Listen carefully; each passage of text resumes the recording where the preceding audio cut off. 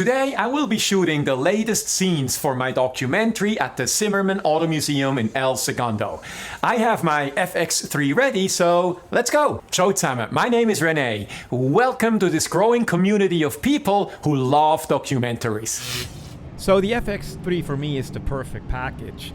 It's small enough so that people are not overly intimidated by it.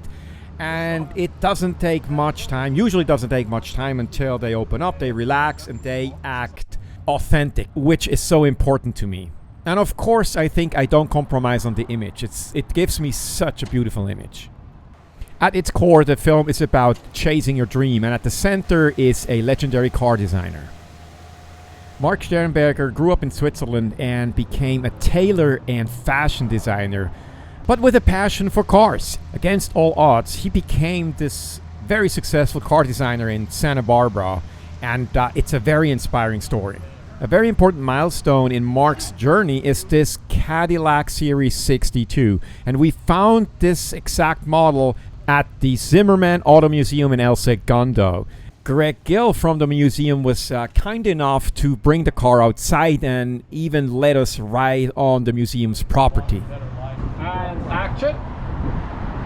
And something I picked up working as a camera operator on bigger sets is that I now direct more than at the beginning of my documentary career. I still try to be authentic, of course, but if I can guide the protagonist so I'll get a visually more interesting picture, I'll do that now. We see this here when I tell Mark at the beginning of the scene to change the radio station. I brought one of my favorite lenses, the Sony 16-35 f4, and I always bring this lens when I don't know exactly what to expect. It just gives me such a wide range of possibilities. Here I mostly shot on the 35mm end of the lens because the focus was more on the fact that Mark was driving and not necessarily where Mark was driving. Because for reliability reasons we couldn't go on surface streets. Going into this day I wasn't sure what exactly we will be allowed to do. So I prepared two scenarios. Number one, a set of questions that I could ask Mark in front of the car inside. And second, what I would like to do outside, which we are doing here. Mark is very easy to work with. He agreed to basically do anything I was suggesting. And he willingly agreed to repeat actions 1, 2, 3, even 4 times. Because I do now have a more specific vision of how the scene should look like. For this scene I mounted the camera on my gimbal. I find that the FX3 does have good stabilization, but not to a degree that I could run with it. I find it's good for either, standing still and moving the upper body or even doing 1 or 2 steps. If it's more than that, I prefer to use a gimbal. By the way, I always find it interesting to see the reality of where something was shot and then how it looks in camera. I usually choose between 2 picture profiles. I use S-Cinetone when the client wants minimal post-production, and I use S-Log3 for everything else, especially since I discovered the phantom LUTs. I absolutely love the phantom LUTs. It makes shooting in logs so easy. I don't have to overexpose, I simply expose to what looks good for my eye. It can't get easier than that. Then in post, I regularly apply the Phantom Neutral LUT that beautifully emulates an Alexa Rec 709 LUT. For this film, however, I'm going to use the Phantom Eastman RM LUT.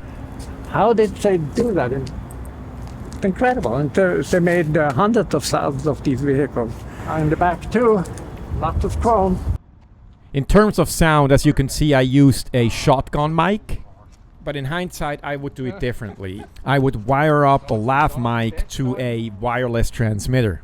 The sound is just more clear and richer, and it doesn't pick up too much background noise. So after we were done shooting the more dynamic scenes, I went back to my notes and asked him more interview questions. I always find it to be a luxury when I get multiple days to shoot with a protagonist. In this case, I was able to work on the edit for a few days. And during the edit, I realized that I have to ask a couple of follow-up questions to make the story more clear. In the FX3 I only miss two things. Number one is shutter angle, which should come in the fall 2024 with a firmware upgrade. And number two, internal ND. But there are simple ways around that, like circular variable NDs, or what I prefer are magnetic fixed NDs. At the end, I snapped a couple of photos with my phone for the thumbnail, which I think is very important. And that's why I don't call it the thumbnail, but the movie poster. You want to make sure that it's compelling and people want to click on it and watch your video. And when they don't, well, then nobody's gonna even see your video. So all the work was for nothing. The result you can see here.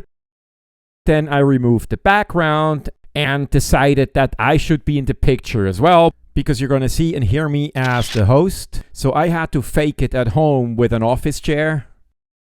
And here you see the final result. Alright, that's it for today. Please leave a message. I love reading comments. Thanks for watching, and I'll see you in the next one. Tschübe! What a beauty. Look at these things.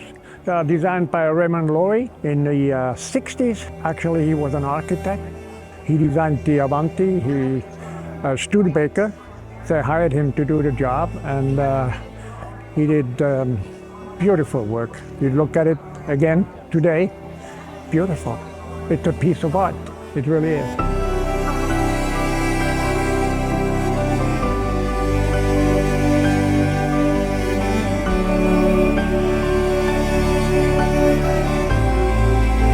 You need to have passion for what you're doing, to make your work your hobby. If you cannot do that, it's just a job.